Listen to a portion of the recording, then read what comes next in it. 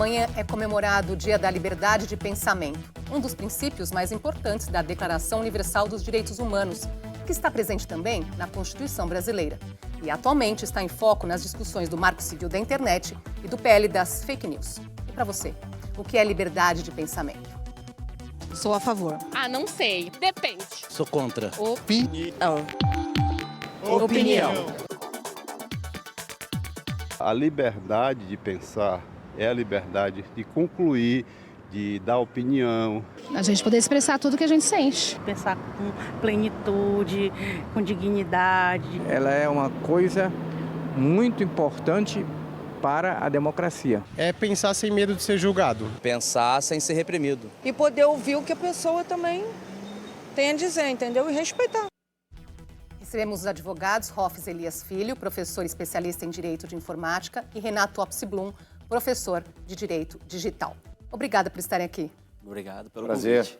Vamos começar nossa conversa por aí? Nós perguntamos para as pessoas nas ruas o que é a liberdade de pensamento. Expressão, pensamento, o falar em si.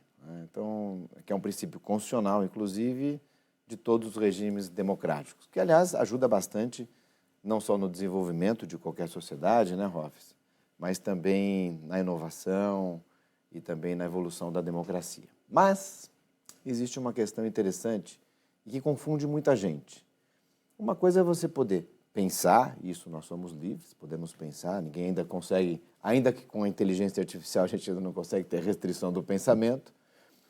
Outra coisa é você falar, se expressar, você vir a público, você afirmar, você nessa sua afirmação muitas vezes, até de forma eloquente, pode até gerar uma interpretação equivocada, uma afirmação mais ácida, né? Que muitas vezes não é necessariamente algo ilegal. Mas tem aquela máxima, né, Rofes, de que o seu direito termina quando você interfere ou começa a afetar o direito de outro. E aí que vem essa dúvida na liberdade de expressão.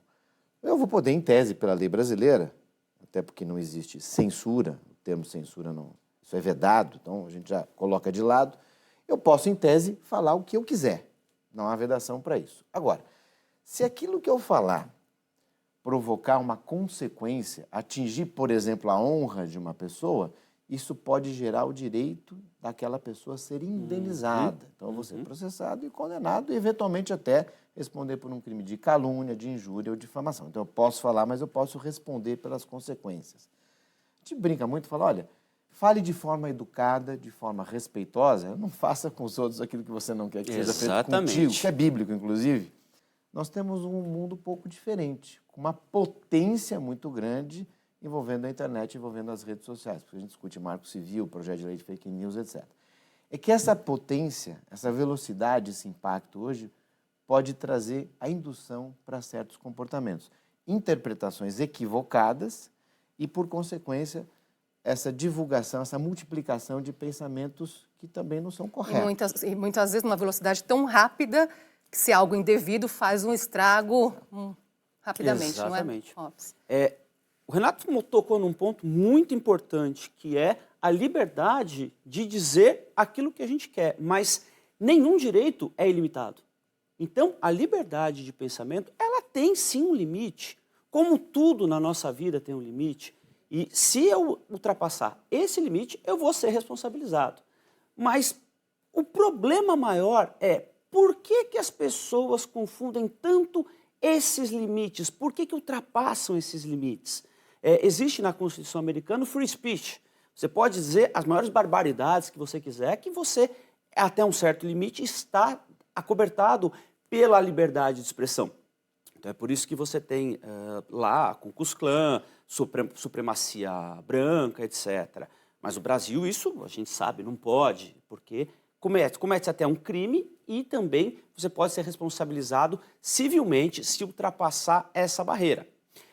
O que eu acredito que seja um grande problema hoje, que as pessoas confundem muito a liberdade de expressão, vem do direito americano também e principalmente, me corrija se eu estiver errado, os termos de uso e serviço das redes sociais. Porque eles são muito baseados na legislação americana, que é onde você pode fazer quase tudo. Então, pessoal hoje confunde muito, posta um monte de bobagem, as maiores coisas absurdas, e muitas vezes, quando recebe uma denúncia aquele conteúdo não sai. Até onde a gente tem esse limite? E qual que é a relação, quando falamos dessa liberdade e política? Porque aí ganha um tempero diferente, não é?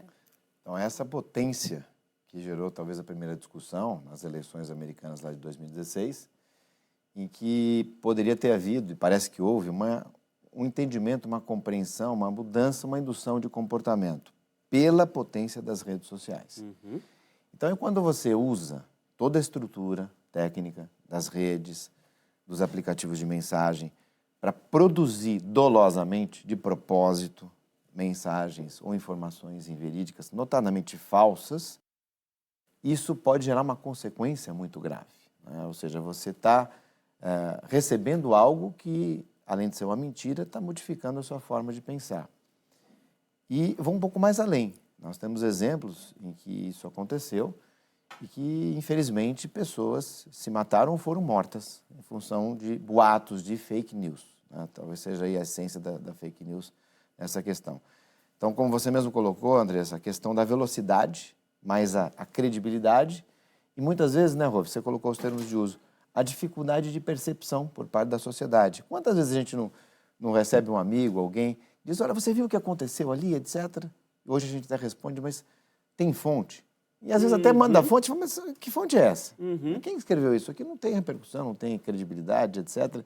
Mas a pessoa parece que está dentro daquele comportamento apto a acreditar só porque recebeu As pessoas um ainda canal. pensam que a internet é uma terra sem lei, vamos colocar dessa forma, ainda tem essa... A gente sempre diz, a internet não é uma terra sem lei. Todas as leis que existem fora da internet são totalmente aplicáveis, mas o pessoal, acobertado pelo sentimento, entendimento do anonimato, ficam com muita coragem, eles sentem corajosos para induzir alguns comportamentos, xingar, ofender, achando que não vão ser descobertos. Totalmente errada essa percepção. A gente viu agora, muito recentemente, o pessoal falando do Discord, cometendo várias barbaridades no Discord, sendo descobertas. Todas as leis que existem fora da internet são aplicáveis para praticamente todas as atitudes que acontecem na rede. Falou do Discord, Andressa, o Discord que é um aplicativo hoje voltado para publicações relacionadas a games, a jogos, em que há muito abuso, inclusive. Essa é uma decisão agora recente, na Justiça Federal, inclusive, a Polícia Federal apreendeu pela segunda vez um menor, e é importante você falando que a internet não é uma terra sem lei, porém existem muitas coisas erradas acontecendo, nós não teríamos tribunais suficientes hoje se todos fossem processados, mas nesse caso, um adolescente foi apreendido, que é o termo usado quando em tese, entre aspas, né, ele vai preso, por agressões digitais, que é algo que também muito acontece, né? Então você está exagerando, está ameaçando, está perseguindo, que hoje, inclusive, está no nosso Código Penal também essa conduta. Mas é esse exagero e o uso doloso, proposital para induzir comportamentos que é objeto da evolução legislativa que a gente tem hoje no Brasil. Agora, essa defesa, defender a liberdade de pensamento, é bandeira de uma ou outra ideologia? E isso muda? Não, eu acho que não muda, não. Mas o que nós temos percebido muito hoje é a extrema-direita querendo dizer tudo o que quer. Eu quero liberdade total da minha expressão, eu tenho o direito de opinar, eu tenho o direito de falar o que eu quiser. Não, não existe isso. Você pode dizer o que você quiser até um certo limite. E hoje esse limite é ultrapassado com os discursos de ódio, homofobia, intolerância, que o PL das fake news ele tenta combater. O PL das fake news, se a gente for analisar bem profundamente, ele é mais voltado para as eleições, para tentar barrar novamente aquilo que aconteceu no dia 8 de janeiro, fatídico 8 de janeiro. A lei, por um certo ponto, ela tem esse viés. Porém, também tem alguns vieses, na minha visão, né, o Renato acho que discorda, de censura prévia de alguns conteúdos, que este é o meu medo e essa é uma das minhas críticas ao PL. O artigo 16, ele determina que as plataformas poderão retirar os conteúdos unilateralmente depois de serem notificadas pelos usuários. Então, como é que vai ser feita essa análise prévia de um conteúdo que é ou não é Então, ofensivo. no PL, a plataforma é que faz essa moderação, então. Exatamente. Por que existe toda essa polêmica? Porque nós temos as redes sociais. Quem é que detém a possibilidade de tirar, modificar ou colocar conteúdos? Quem é que detém isso? São as plataformas, Sim. as big techs. Elas têm o que eu chamo de botãozinho mágico. E aí a gente tem que dosar. Qual é o menor tempo possível para a remoção ou edição de um conteúdo ilegal? Eu vou dar bastante ênfase. Ilegal. O que é ilegal está fora dessa liberdade de expressão, porque é algo que está contra a lei. Ah, mas pode ser, está errado, etc. Então vamos mudar a lei. Mas, por enquanto, aquilo que foi legal deve ser combatido, deve-se evitar que aquilo tenha uma propagação que cause um prejuízo relevante. Mas quem que detém a possibilidade de modificar isso? Então, são aqueles que têm o código. O que é o código? A programação. Então, aqueles que podem modificar a programação é que devem agir dentro das suas limitações. Então, a questão da possibilidade de...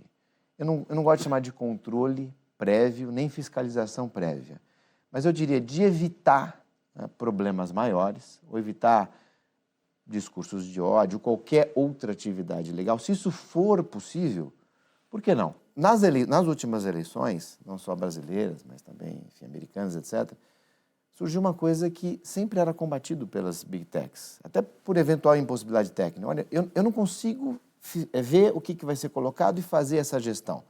Só que conteúdos extremos, vamos chamar assim, de extrema ilegalidade, foram removidos e bloqueados previamente. E aqui eu trago um exemplo. Vamos sair então do discurso político. Direitos autorais. Experimenta você fazer o upload de um vídeo nas principais plataformas, de um vídeo que a gente faça aqui, coloque uma música. Ou ele não sobe, ou ele vai ficar 30 segundos e vai ser removido. Ou seja, o algoritmo, a programação, ela funciona. Então, existem meios em que você consegue gerenciar e minimizar isso. Dentro da questão política, inclusive no PL, existe aí uma imunidade, um reforço à imunidade para os políticos, que há muita polêmica disso, mas o político já tem essa imunidade. É apenas um reforço. E mesmo tendo essa imunidade, nós temos decisões recentes do Supremo dizendo que ela não é plena. Se o objetivo, e eu volto, encerro, se o propósito, o objetivo é disseminar coisas que são mentirosas e irreais para provocar certos comportamentos, esse é o propósito, inclusive que já tem até previsão criminal na lei eleitoral, isso tem que ser vedado, desde que a investigação provide. Agora, Ralf, você colocou aí que você tem algum receio nessa moderação feita pelas plataformas. Que receio que é esse? Em primeiro lugar, a gente precisa entender que a desinformação... Eu não gosto do termo fake news, porque já está muito banalizado, então acredito que desinformação seja o melhor termo. Desinformação é um fenômeno social. Não é um fenômeno tecnológico, não é um fenômeno jurídico nem legislativo. Já existe há séculos. E, em primeiro lugar, o meu medo é o que está sendo feito para educar as pessoas que consomem esse tipo de informação. O PL, na verdade, tem um artigo só dizendo sobre a educação dos usuários, que é o artigo 38, mas que fala só das pessoas que estão em idade escolar. E as pessoas que estão fora da escola? 36% dos jovens não estudam nem trabalham. E no seu entendimento, como que poderia ser feita essa moderação? Eu acho que a moderação deveria ser feita de uma forma muito, muito, muito certa e direta. O que é e o que não é permitido, o que pode, o que não pode ser veiculado e como é que esse conteúdo vai ser analisado. Se a gente pega os termos de uso e serviço de todas as plataformas hoje, todas, sem exceção, nós não temos qualquer tipo de definição correta de como vai ser feita essa moderação. A gente sabe que o discurso de ódio, pornografia, drogas ilícitas não podem ser veiculados, e nem podem ser também motivo de publicidade. Mas como é que é analisado esse conteúdo para ser retirado? Eu vou te dar um exemplo. Nós temos um pastor que está pregando por aí ódio à comunidade LGBTQIA+. Deus, se pudesse, resetava, mata tudo. E o Ministério Público Federal pediu para o Google tirar do YouTube esse vídeo. O Google disse que não vai retirar porque aquele vídeo não infringe os seus termos de uso. Poxa, gente, espera aí. Então, 2 pesos, 2 medidas, você não tem um critério técnico direto de como vai ser retirado. E o medo é, se eu escrevo algo sobre, contra, né, o PL das fake news, quem disse que aquele artigo que eu escrevi não vai ser retirado da plataforma, porque a plataforma pode ser responsabilizada pelo conteúdo que eu escrevi? Então, uma censura prévia visando a não responsabilização da plataforma. Então, esse é o grande medo, a censura prévia para que a plataforma não seja responsabilizada. Faz uma pausinha aqui na nossa conversa, a gente volta já.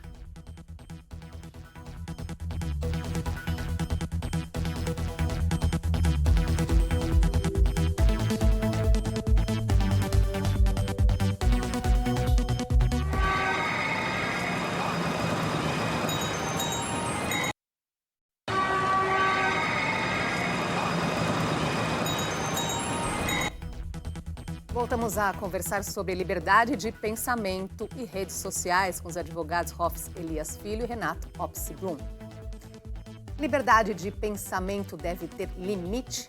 Vamos ver a opinião das ruas. Acho que nosso pensamento ele tem que ser livre. Nem tudo o que eu penso eu posso falar, né? Pode ter muita liberdade, não. Não pode ter muita, não. Tem que ter regra e limite. Mas dentro dos parâmetros da lei. Eu acho que não tem limite para pensamentos, não. O limite seria o bom senso. Tem que ter o limite da verdade. Limite da verdade, né? E a gente pensa, o que é essa verdade, né? Que é para um, às vezes não é para o outro. E olha que interessante, Andressa, a gente fala da verdade, muitas vezes nós temos que mostrar a verdade. E está intimamente ligado ao direito de resposta. Então, alguém falou uma mentira contra mim, por exemplo, contra qualquer um, e eu quero usar as próprias redes e dizer, olha, isso é mentira, a verdade é esta. Que é uma questão que envolve aí a neutralidade de conteúdo, que é muito sutil na legislação e inclusive no projeto de lei, que eu acho que deveríamos aí ter um foco de energia nesse ponto. Se eu quiser falar a verdade de algo que viralizou, eu terei o mesmo espaço, a mesma amplitude dada pelos algoritmos, pelas plataformas para fazer isso? Infelizmente, a resposta é negativa. E isso nós temos que modificar, até porque tudo está ligado ao contexto. Inclusive, no exemplo que o Rofs deu, por exemplo, eu sou cristão, né? Então, às vezes, dentro de um culto ou de uma missa, pode haver determinado foco e, se alguém filma só aquela situação, só aquela afirmação, desfocado daquilo pode parecer, né, fora do contexto, pode parecer que é algo que na realidade não é. Então, por exemplo, vamos admitir que alguém tenha entendido errado, tenha havido efetivamente um excesso e a pessoa queira justificar ou explicar. Ela não vai conseguir na mesma potência. Então, isso aí tem que ser corrigido. Inclusive, o próprio Marco Civil está sendo discutido, está sendo contestado a sua constitucionalidade, lá do artigo 19, com relação a essa isenção de responsabilidade. Mas a neutralidade de conteúdo me parece ser muito relevante para que, com isso, a gente consiga trazer da melhor forma possível a liberdade de expressão na sua plenitude. Renato citou aí justamente o Marco Civil da Internet, que deve também ser julgado ainda nesse semestre, e a discussão também sobre a responsabilidade das plataformas, não é? Em relação ao conteúdo postado por seus usuários. Lembrando que o marco está em vigor desde 2014. O que é importante, que mudança deve ser feita aí nessa lei? Levando em conta aí que a tecnologia traz mudanças aí num ritmo, né, muito rápido, é sempre preciso rever leis nesse sentido? Uma lei de 2014, ela pode estar um pouco ultrapassada já. E o PL das fake news, ele também pode estar um pouco ultrapassado daqui 5 anos, não vai mais ter como. Quando você coloca a responsabilidade em cima dos provedores, que é o artigo 19, eles vão fazer como eu disse antes, eles vão fazer uma censura prévia de todo o conteúdo. Eles vão analisar aquele conteúdo, opa, esse conteúdo aqui pode me dar um problema, vou tirar. É uma censura prévia, que é esse o meu maior medo hoje com relação à moderação do conteúdo. Existe o CGI, Comitê Gestor da Internet do Brasil, ele vai ser o responsável por dar as diretrizes para um código de conduta das plataformas. Mas quais são essas diretrizes, qual vai ser a regulamentação a ser dada, isso a gente ainda não sabe.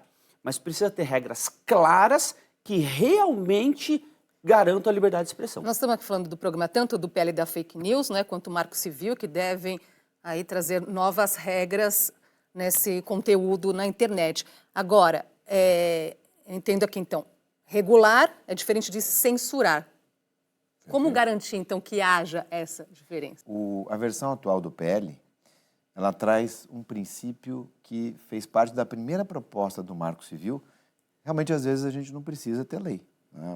Até quando a gente fala em tecnologia, os nossos tribunais, muitas vezes, já formam a jurisprudência e não haveria e não há necessidade da lei para algumas situações. O Marco Civil, em parte, é um exemplo disso. Antes do Marco Civil, conteúdo ilegal. A vítima tomava conhecimento, avisava a aplicação tinha 24 horas para remover ou não.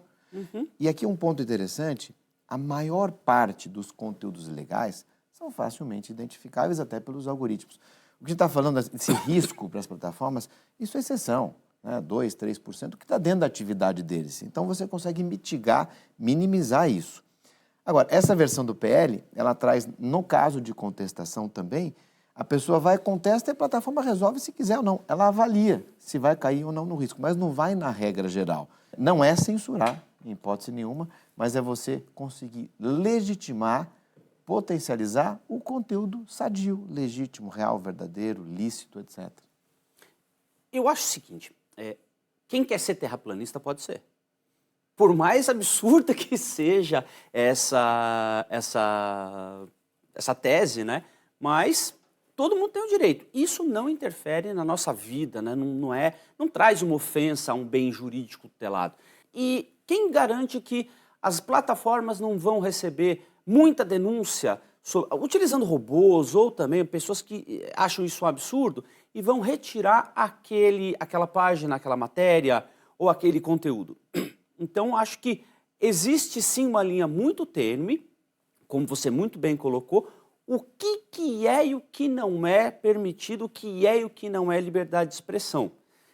Eu volto a frisar mais uma vez, o PL das fake news é extremamente importante, eu sou a favor, mas algumas coisas realmente precisam ser modificadas e melhoradas. Qual que é o papel da educação no combate a essa desinformação, aos discursos de ódio? Ótimo ponto. Talvez seja o ponto mais relevante, né? Que é um preço muito alto que a gente paga hoje por essa rápida evolução tecnológica. Então, às vezes fica difícil a gente perceber, né, e compreender o que está acontecendo e como que a gente está usando. Eu dei o exemplo do link, né? Cadê a fonte? Eu dei o link, tá, mas não existe esse veículo, enfim, etc.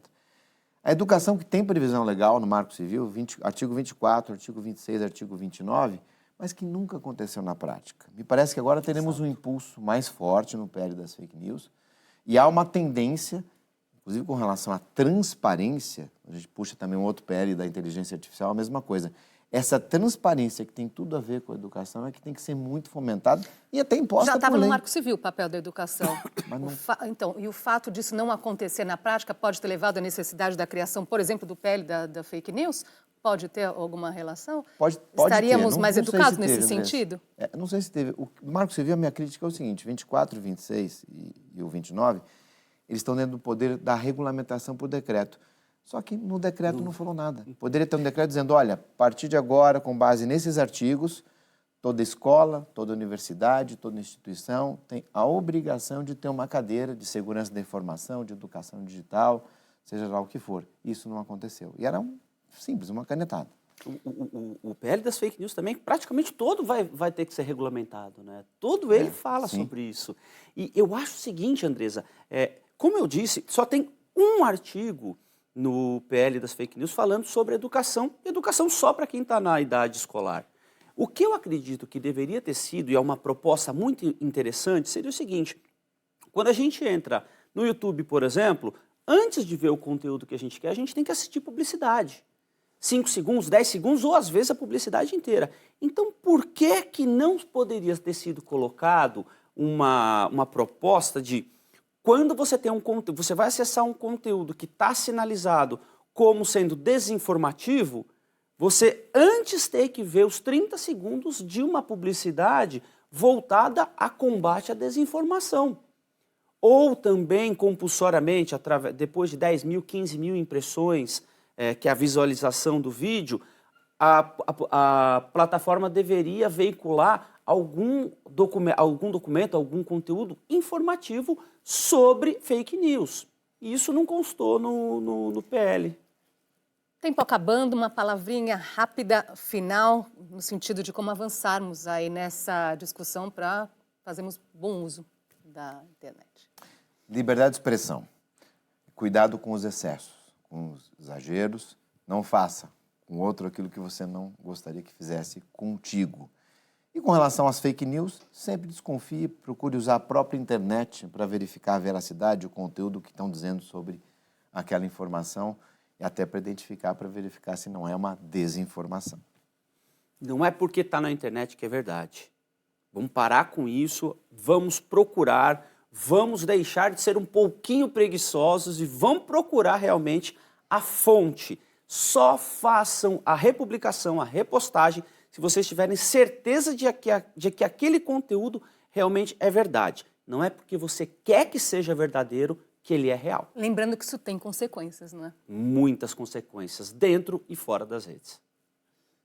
Obrigada pela participação de vocês aqui hoje e até uma próxima. Até uma Obrigado, próxima é um prazer. oportunidade. Espero vocês para entendermos aí os próximos passos. A Opinião fica por aqui. Acompanhe nosso podcast, nosso canal no YouTube. Obrigada pela sua companhia. Até a próxima.